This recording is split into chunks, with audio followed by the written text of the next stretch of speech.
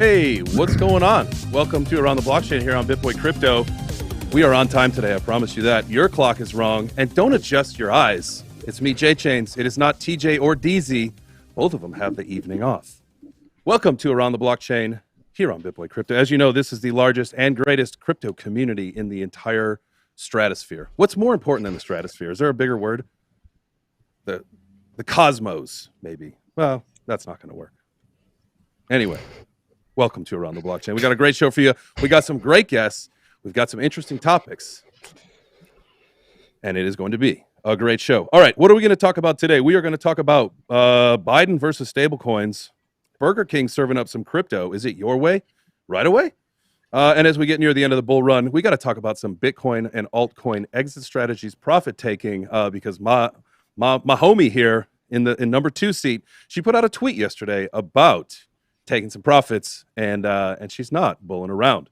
Anyway, this is Around the Blockchain. If you're first time tuning in, you will notice everybody's got a little score in the bottom right corner. If you like what they say and you're in the chat, drop a +1 and we'll give them some points. Whoever's got the most points at the end of the show can leave us with a little bit of a parting word. All right, we got some great guests today. We have got a huge friend and channel of in real life. We got WendyO, libertarian and cryptocurrency YouTuber. Contrarian dude didn't make it, so we got Eron filling in, Mr. Shilbo Baggins. Thomas Crown is bringing you trade setups, blockchain education, and market updates, and some pretty cool shades. And last but not least, Mr. Brave himself, Benjamin Armstrong. Well, I would just like to say real quick that I'm sorry you lost Ruth. Yeah, well, I'm ruthless. Yes. Sorry you lost Ruth. Yeah, sorry. That's it was a good run, but this is where we are now. Let's get into some market watch, huh, BJ? All right. Crypto, am I right? Here we go. Global crypto market cap 2.63 trillion, which is just under a 1% increase in the last day. Woo, 1%. I feel like we're in the stock market all of a sudden.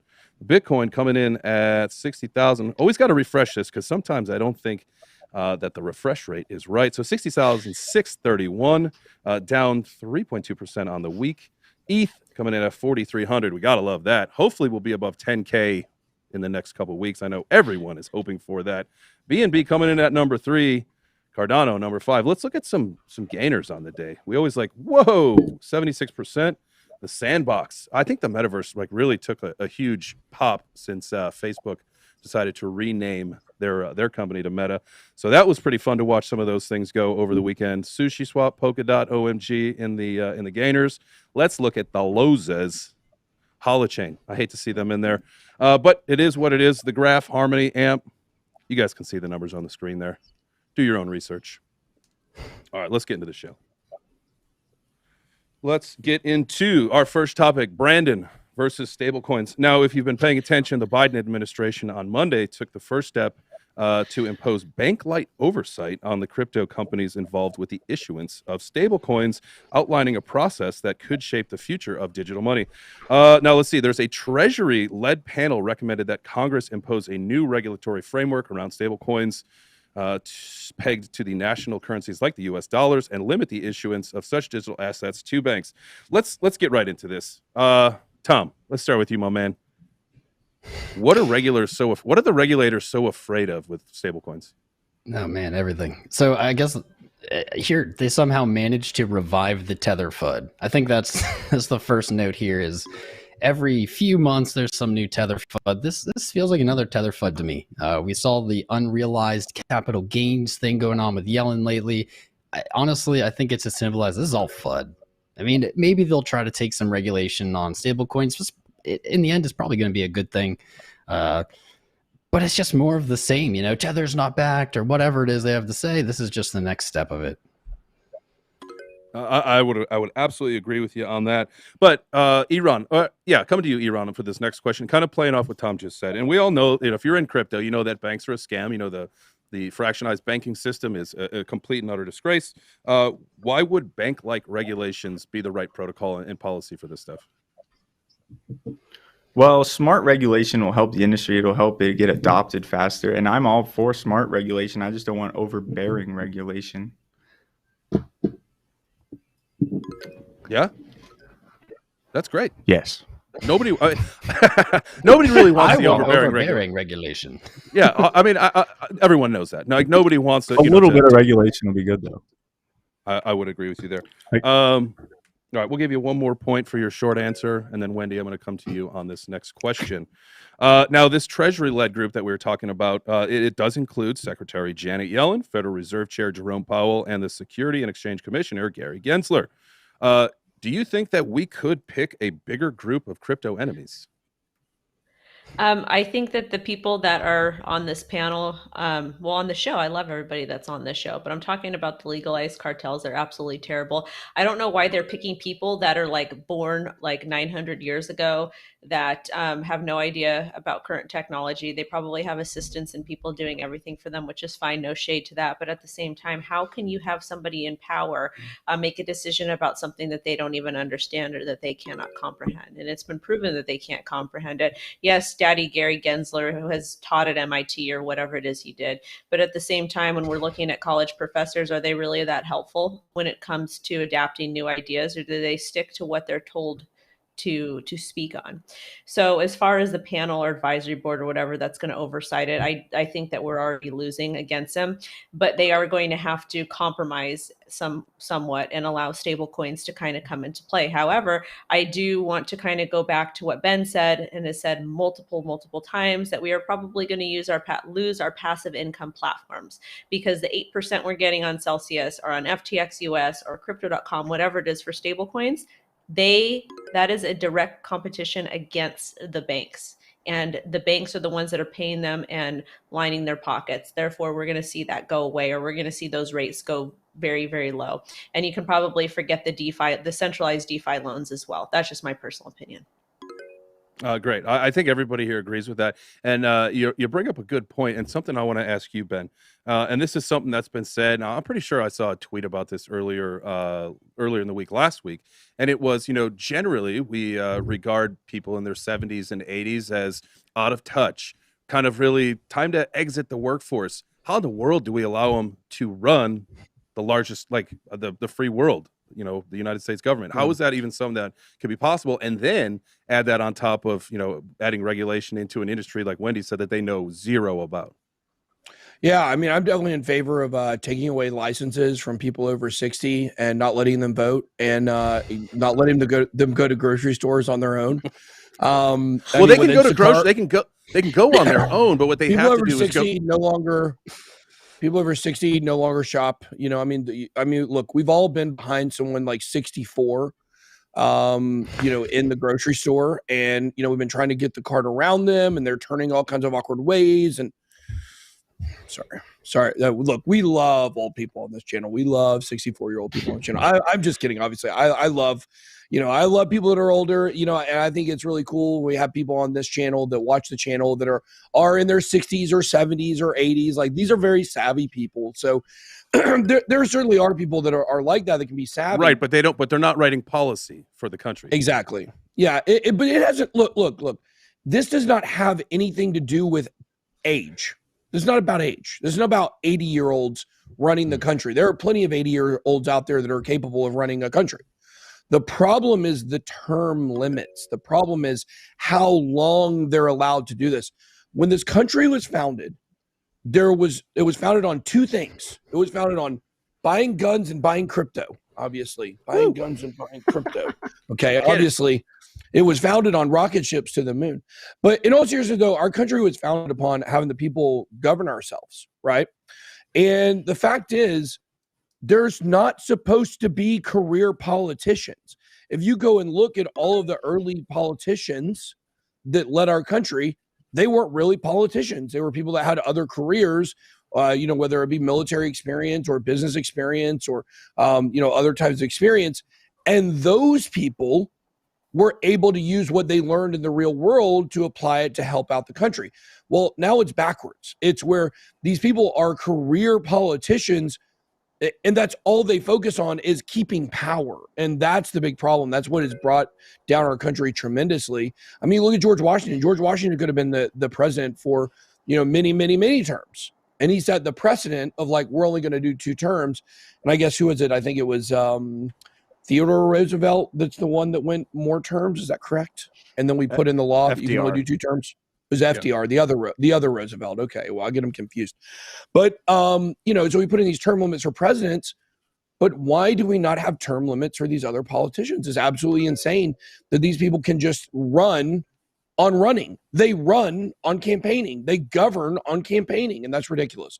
So that's the problem. It's not really age. Of course, I was totally, making all those age comments in jest. This does not have anything to do with age or capabilities.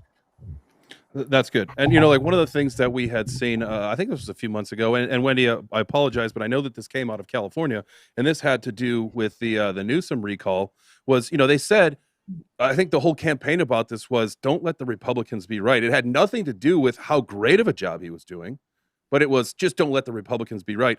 So with that being said, we need to make some changes. We need to have some term limits, especially within Congress and the Senate. All right, let's move on to something a little more exciting, if you will, a little more juicy. Burger King. Burger King is now serving up crypto. Before we get into this, though, let's see. We've got, looks like under 4,000 viewers and less than 1,000 likes. Let's get that up, just for Wendy's sake. If you like to see her wear a crown on this show, make sure that you like it. If you like to see Tom wearing sunglasses, like the video. Come on. Just do it. Do it for our friends here. Working real hard to bring you content to help you out. And, for Ben, too. He's a good guy. Always help. All right. Burger King. Appreciate that. Appreciate that. Yeah, Thank you. I just got to shout you out, man. You know that. Burger King, the American multinational chain of hamburger fast food restaurants, is bringing Bitcoin and burgers together. I wrote that myself. The chain announced this morning that they partnered with Robinhood to give away Bitcoin, ETH, and Dogecoin to members of its Royal Perks loyalty program when you spend $5 on the restaurant app. Now it says they plan to give away 2 million Doge, 200 ETH, and 20 Bitcoin. First question, this is an easy one for you, Eron, because you gave us a really long-winded answer before. What's the significance to the 2 there? You know what I mean? 2 million Doge, 200 ETH, or 20 Bitcoin. I don't know. I don't know why they're even giving out. I think it's just a gimmick, in my opinion, to be completely honest. It's Absolutely. not impressive to me. Yeah, and that was just maybe more of a joke, but the lead-in is this the mainstream adoption push, or is this more of a top signal for you? I would think if it was last cycle, it would definitely be a top signal. But this cycle, I think it's really just the mainstream picking it up. And I think that the top cycles are going to be even more outlandish this time around. That would make sense. Wendy, why do you think they chose Robinhood? Because Robinhood is accessible to most Americans. That's why everybody's using it. And I know Ben can attest to this. On TikTok, everyone is trading utilizing Robinhood. They're not on Coinbase. They're not on FTX. They're not on Voyager, Celsius. They're not on these other platforms, which they should be. And a lot of people also associate these coins as shares, which they are not. And that's okay. It is a very simple mistake to make. But I think the partnership was very smart. I think it is a great marketing tactic, like Eron was talking about. However, they should have used, they should have done 420,000 Dogecoin and then 69 ETH and 6.9 Bitcoin, in my opinion. I mean, Wendy, that's Wendy, if I why, could give you why 69? Much better numbers. Why? Let's ask the hard-hitting questions. Why 69? Well, because it's the yin and the yang. It's the yin and the yang. Man. Yin and the yang. So Yeah. like this kind of. Hey, Yeah. everybody, just take a quick You did it second. Look perfectly. at Ben's score and then Wendy's score. Ben's score, then Wendy's score. Gotcha. Conspiracy. Oh, that's why. That makes sense. Yeah, I like it. Yeah, just trying to help Yeah. you guys out. I can And only then serve it up. when ET comes back to home and he phones home, they can do stuff, I don't know. I love it.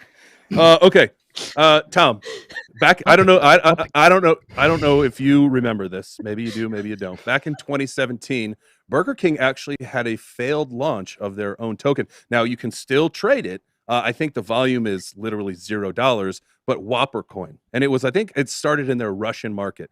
Do you think this is going to be a bigger promotion than Whopper Coin? Clearly, clearly because I had never heard of Whopper Coin. I've heard of this.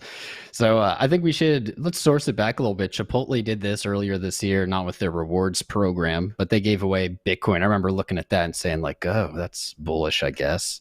It's really just bandwagoning. They're jumping on. People are interested in crypto, and they're just trying to get publicity from it. This does kind of, in my head, connect some dots, though. We just were talking about Backed and Visa MasterCard offering reward programs in crypto. Seems kind of similar.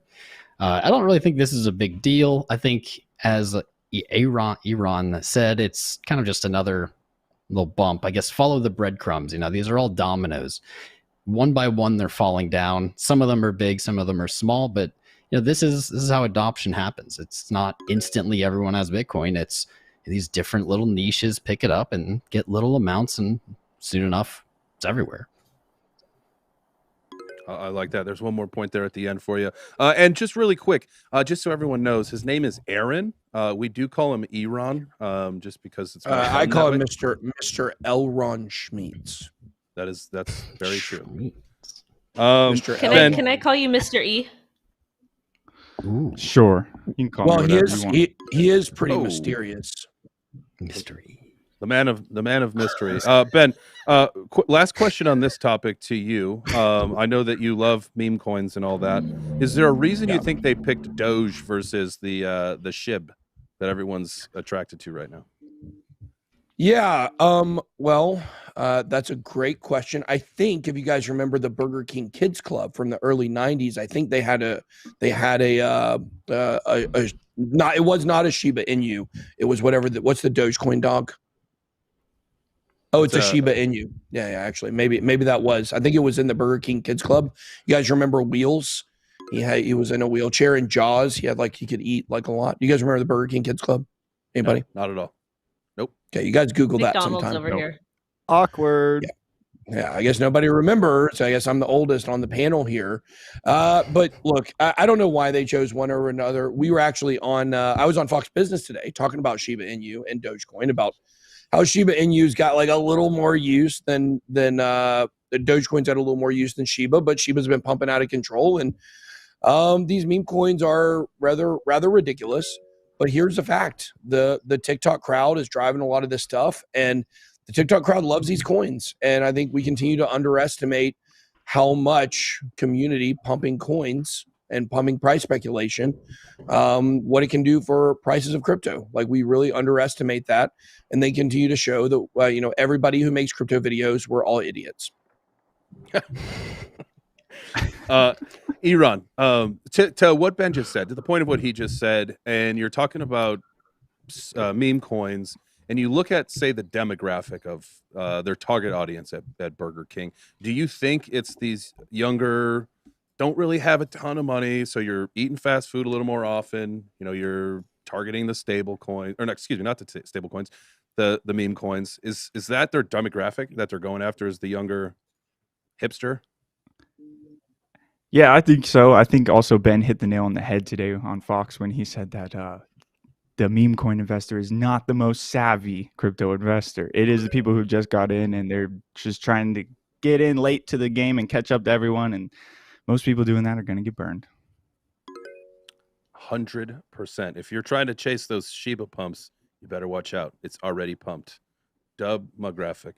Okay. All right. Thanks, BJ. All right, let's get into our last topic of the day. This is the one that I think probably more people want to know about. I certainly want to hear what you guys have to say about this. I feel like this is very important. BJ, if you could pull up my screen, please. Wendy, yesterday you tweeted taking profit. I'm sorry that I'm the only one of you YouTubers that advocates for taking profit and advising caution. If you're looking for hopium, go somewhere else. With that being said, taking profit when you're happy this is imperative. When you've got your gains, you got to lock them in, pull the profit off the table. Wendy, I know that you were back in the game in 2017, 2018. Ben, I know you. Tom, I'm not sure how old you are. I don't know if you were in the game or not. Eron, Very. You were.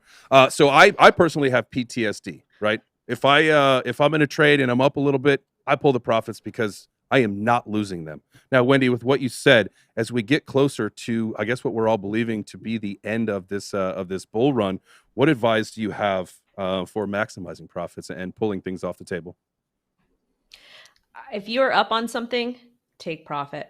I put out another tweet today. If you're in a very risky altcoin and it's one of these Shiba coins or one of these meme coins, whatever, if you're up 2 to 3 times in profit, if you are up 2 to 3 times or more in profit, sell half your stack. Sell half of your stack and let the rest of it ride. Let the rest of it ride. And as it keeps on increasing up, keep taking out some profit. Take out some more, take out some more. If it's like a blue chip project, let's say it's like DOT or Solana or Avalanche or whatever it is, then maybe you want to take profit in 10% increments as it goes up. It really kind of depends what you want to do. But like you said, a lot of us came from the 2017 bear market, and even some of us from the 2020 DeFi summer. Some of the bags that I had that I wanted to hold on to, even the moon bags, they went to zero. I had one project I invested like $3,000 in. I went to check it the other day because I totally forgot about it. And it is worth $2.73. I invested $3,000 in something, and the bag is now worth $2.73 because I forgot to take profit or whatever the issue was. The thing is, though, is that was my fault. It was my mistake. I should have been active in profit taking. But at the same time, you guys, like a lot of you will be like, oh, you have weak hands, you have paper hands, blah, blah, blah, blah. But at the same time, if I'm not taking profit, then I'm risking my bag going completely to zero. And we've seen a lot of that stuff go to zero. So do yourself a favor, take some profit off the table, take that profit or take that capital, invest it into something else, or if you want, just pull it out into stable coins and then earn passive income right now while we still can. That's what I recommend to do. If you don't want to do it, that's fine. That's your prerogative. But when we actually do get into a bear market, you're going to learn, and you're going to learn hard, and it's not going to be a good feeling. It will hurt. It will hurt. Tom, to follow that up, though, let me ask you a question on the other side of the spectrum here. Now, with the whole Shiba thing, it had been said that if you invested $1,000 in Shiba Inu 11 months ago, you'd have over $1 billion. I think it was before the price dropped down. What do you say to the people that, all right, you want to pull profits, you want to make some money, but if you let it ride, you could be a billionaire? It's not going to happen for everybody. What advice would you have for people kind of thinking like, oh, I'm just going to let this roll?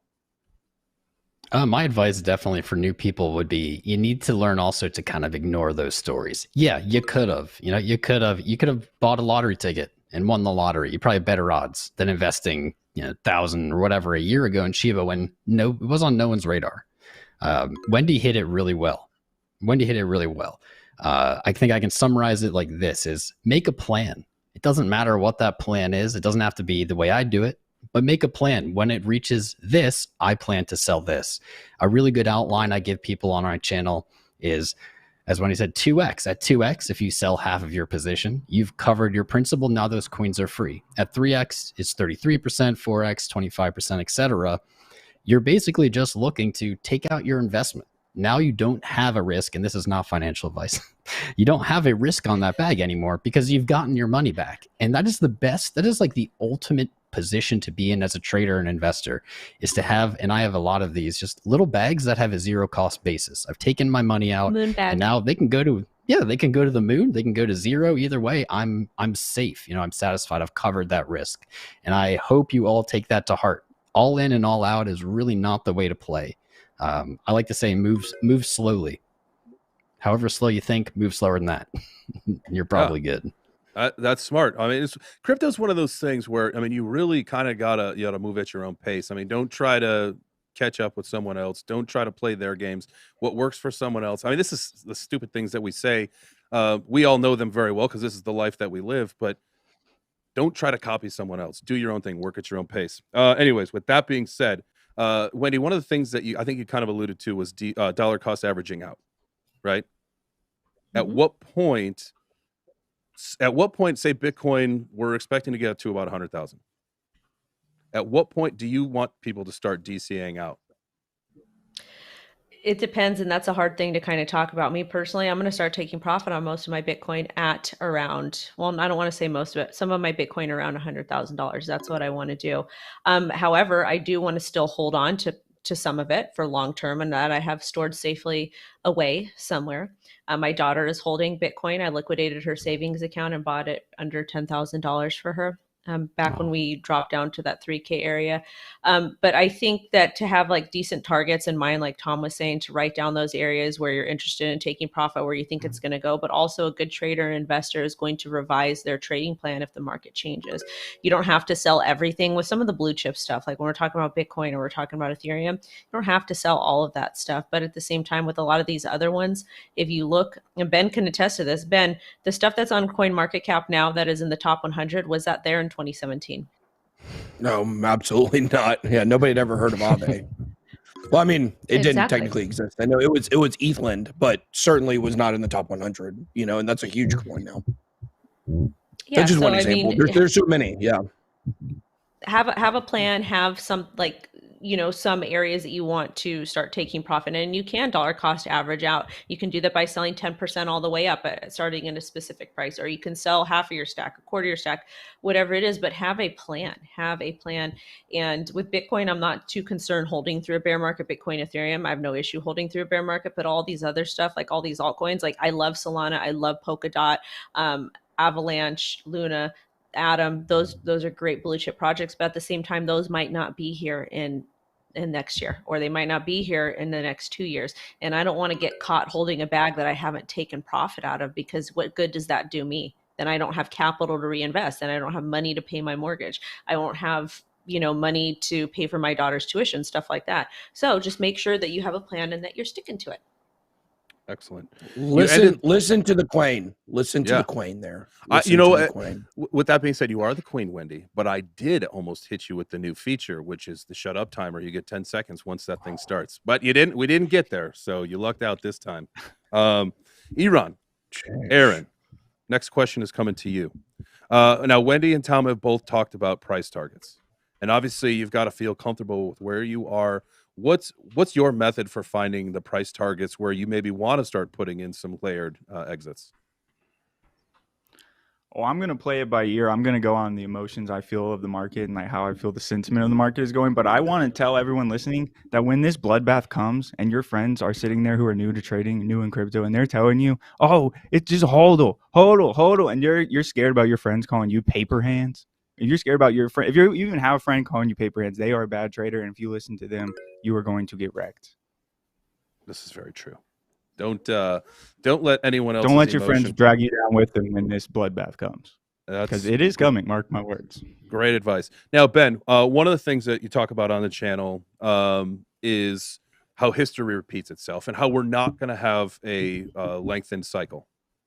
With that being said, what do you say will be the end of the cycle? Is it going to be traditionally what we see, where Bitcoin will have its run, and then it'll be ETH, and then alts, and then what's going to happen with NFTs, or do you think it's going to happen a little different this time around? Well, NFTs, gaming, metaverse. These are all coins and markets that may do their own thing. It is possible, but we didn't really have these. Like technically, Engine was around. There were some back then, but this is a totally different landscape. Maybe even DeFi falls under that too. But in general, coins are going to drop, 85 to 95%. And that's what we see time after time after time. So, this idea that we're not going to see that, I always tell people about when I was on, Crypto Banner, and these guys were on there telling me like, we'll never see a huge drop again. And then the next week it dropped 55%. We will continue to see this. The Bitcoin cycles are driven by the Bitcoin halving. And as long as we still have that cut in production, it will cause an overinflated price following that halving, and then it will correct. So, I think it will be an absolute bloodbath. I think this could be the worst bear market ever, to be honest with you guys, which, look, I understand, I want to pick a bone with Wendy here. I understand what she said about hey, I get it. You're comfortable holding Bitcoin or Ethereum through a bear market, but why would you? Why would you voluntarily decide that I'm going to hold on to an asset that goes down 85%, because eventually it will go back up? I mean, it makes way more sense to just get rid of that too during the bear market, so you can, like she was talking about, funnel your capital into accumulating more down the road. So that's kind of my thing. It's why? Hodling is a lazy strategy. When you're educated on Bitcoin, you're educated on the Bitcoin cycles. There's no reason to hodl unless you have enough money and you're just comfortable. Like if you're just comfortable and you're lazy and you don't want to trade, I get it. But you only have to buy and sell once every 4 years. And if you can within 20 to 30% time the top and time the bottom, the compound gains from that will put you incrementally like way, way, way ahead of the game as opposed to just sitting through and watching all your value drop. It kind of depends, because some of the Bitcoin that I got under $10,000, and I don't think we're ever going to see Bitcoin under $10,000 again. So I don't know why I would want to sell that Bitcoin if I plan on holding for 10 years or 5 years, etc. And some of the Bitcoin ETH is fungible. Bitcoin is fungible. It's all worth the same amount. Doesn't really matter where you bought it at, you know? Well, for me, that's what works for me, though. Yeah. I don't want to sell. I don't want to sell all of it. I will sell look, some of it. You have a lot of winning strategies. You have a lot of winning strategies. That's a losing one. Now, look, our strategy is much more aggressive than most people's, I believe, but we are going to hold on to some in case we're wrong. So that's the hedge. You just so let me right. Ben, let me ask you a question. Our number is 80%. Like we are going to sell almost all of it. There's a 20%. We don't believe there's a 20% chance we're wrong about it. We believe there's much, much lower than that. But you can hold on to a small amount, but kind of to generalize and say, well, it's just okay to hold on to your general bag of Bitcoin or Ethereum. I think that's a very big losing strategy. What do you think about where you bought it at? Now, to the people that believe in the different cycles and lengthening cycles, or that things are totally different, Ben, now you're talking institutional money like we've never seen before has been injected into this whole ecosystem. Do you honestly think that we're still going to see an 80% drop, or do you think maybe we're going to see just a little bit more volatility, some sharper dips and some nice rips, but really it's not going to dip 80% like we've seen in the past because of how much institutional money's in there? All the institutional money was here a couple months ago and it dropped 55%. Right. So what we think now it's not going to, it couldn't possibly go another 30% lower. Look, people look at this stuff wrong. You don't understand most of the investments from these hedge funds. Remember, hedge funds own $0. Okay. Hedge funds have other investors' money in their funds. They owe these investors a return on that investment, and they want that return on investment quickly. Okay.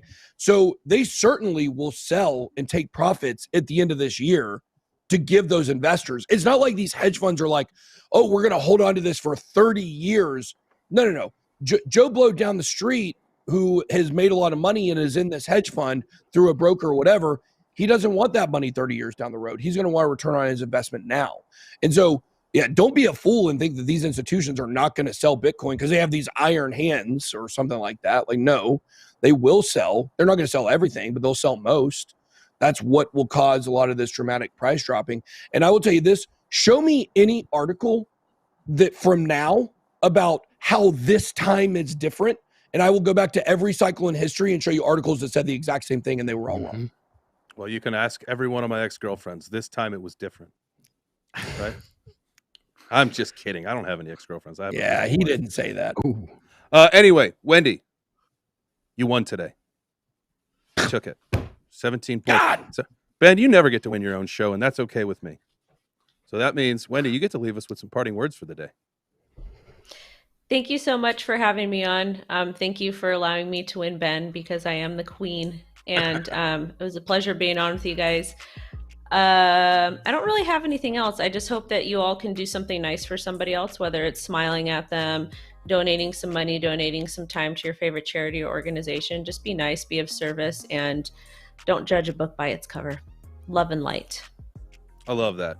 Wendy, I love your perspective. I love the advice that you give. Thank you so much. Today was a great show. I loved chatting with all of you. Let's see. Today is Monday, so that means tomorrow we're back here at 5 p.m. Eastern like we are every Monday through Friday. So until then, I guess we'll see you tomorrow. Have a good night.